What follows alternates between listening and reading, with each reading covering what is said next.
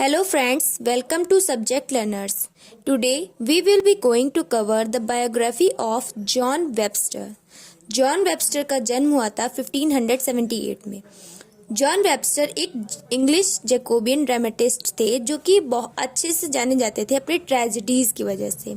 इनकी ट्रेजेडीज जैसे कि the white devil and the Duchess of Malfi वो इनकी मास्टरपीसेस की तरह देखी जाती थी 17th सेंचुरी की। इनका कैरियर और लाइफ ओवरलैप करती है शेक्सपियर की लाइफ से। हालांकि इनकी लाइफ के बारे में कुछ ज़्यादा फैक्चुअल इन्फॉर्मेशन तो अवेलेबल नहीं है, लेकिन और मैं वैसे भी फैक्चुअल इन्फॉर्मेशन पे ज़्यादा फोकस नहीं करती हूँ। मैं उस चीज़ पे फोकस करती हूँ कि वो आप जो भी नोट्स हैं वो डायरेक्टली आप अपने एग्जाम में यूज़ कर सकें उनको। तो कुछ हैंड रिटन नोट्स के थ्रू इनकी डिटेल्ड बायोग्राफी आप समझ सकते हैं। तो कुछ हैंड रिटन नोट्स के थ्रू इनकी डिटेल्ड बायोग्राफी आप कवर करते हैं। John Webster was born in 1580 likely near London. John Webster का जन्म हुआ था 1580 में लंदन में। John Webster was named after his father a carriage maker. John Webster का नाम उनके फादर के नेम पे पड़ा था जो कि कैरियज मेकर थे।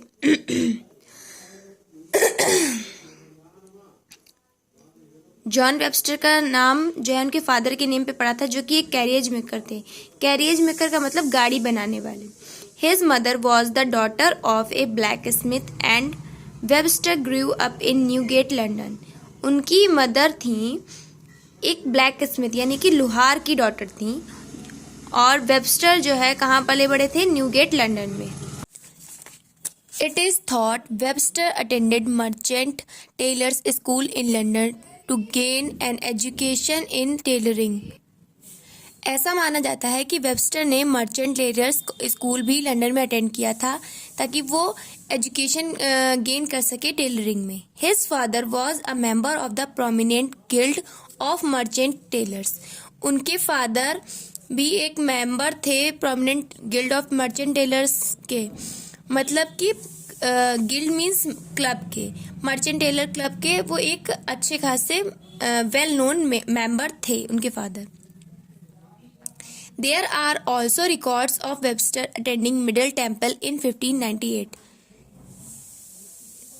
और कुछ ऐसे रिकॉर्ड्स भी हैं कि वेबस्टर ने मिडिल टेम्पल 1598 में अटेंड किया है। अब मिडिल टेम्पल क्या है?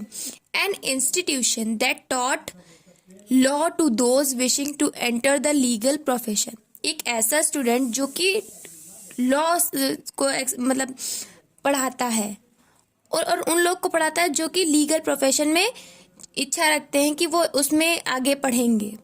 Webster does show relatively extensive knowledge of the law in some of his place.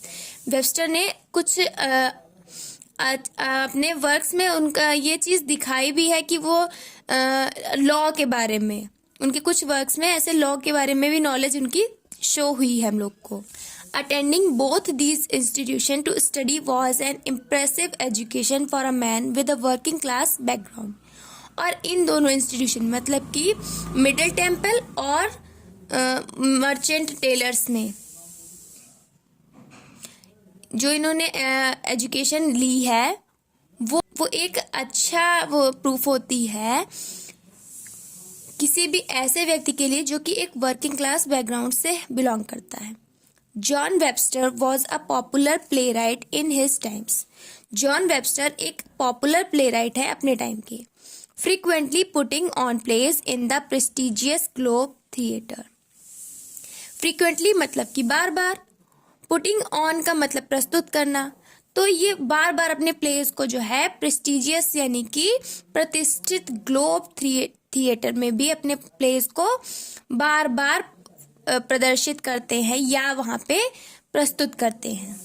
Today along with Shakespeare he is regarded as one of the best playwright of the 17th century. आज Shakespeare के साथ साथ इनको भी बहुत अच्छा play right माना जाता है 17th सेंचुरी का। Webster's career overlap with Shakespeare at times. Webster's का कैरियर जो है एक टाइम पे ओवरलैप मतलब कि कोइंसाइड करता है शेक्सपियर के साथ। John Webster's writing style is noted for its emotional intensity, psychological depth and use of dark and violent themes. इनका राइटिंग स्टाइल किस लिए नोट किया जाता है? इनकी इमोशनल इंटेंसिटी, साइकोलॉजिकल डेप्थ और डार्क और वायलेंट थीम्स की वजह से। His plays often delve into the psychological motivation of his characters, creating a deeply immersive and complex narrative. इनके प्लेज जो है अक्सर कैसे डेल्व मीन्स सर्च करते हैं साइकोलॉजिकल मोटिवेशन इनके ही कैरेक्टर्स में, जो कि क्या क्रिएट करता है? एक डीपली इमर्सिव मतलब गहराई में डूबा हुआ, और complex narrative. Complex means difficult, narrative create करता है। ठीक है, फॉर एग्जाम्पल के लिए क्या लेते हैं? No main character in the Duchess of Malfi survives until the end of the play. कोई भी मेन कैरेक्टर नहीं बचता है, सर्वाइव ही नहीं कर पाता है last end of the play तक। किसमें? The Duchess of the Malfi में कोई भी कैरेक्टर लास्ट तक सर्वाइव ही नहीं कर पाता है। Webster explored the dark side of the human psyche in his plays. Webster ने एक्सप्लोर की है ह्यूमन साइके की darker sides. Psyche means deepest feeling and attitude, तो यही इन्होंने एक्सप्लोर की है। This difficult subject matter may be the reason why not all of his plays were well received on their first performance.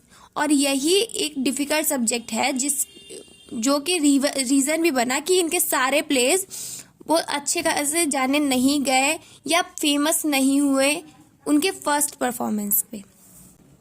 While best known as playwright, John Webster also wrote a selection of poems. जबकि ये जाने जाते हैं कि बहुत अच्छे playwright हैं, इन्होंने कुछ अच्छी पोएम्स भी लिखी। Much like his dramatic works, Webster's plays typically investigates themes of death, darkness, and the more negative sides of the human experience. बहुत अपने ड्रामेटिक वर्क्स के जैसे ही वेबस्टर के प्लेज भी जो है क्या करते थे? इन्वेस्टिगेट करते थे थीम्स ऑफ डेथ, डार्कनेस और more negative sides of human experience को ही ये एक्सप्लोर कर रहे थे। यहाँ पे एग्जाम्पल देखते हैं। द पोयम वेनिटेटम 1623 की explore the inevitability of death. Inevitability means necessity, अनिवार्यता। ये डेथ की अनिवार्यता को एक्सप्लोर करती है वेनिटास वेनिटेटम। मोस्ट फेमस वर्क्स हैं इनके the white devil 1612, the Duchess of Malfi 1623, वेनिटास Venitatum 1623 and Death Song. And this is all for biography of John Webster. Hope you have liked the video. Like, share and subscribe to Subject Learners. Thanks for watching.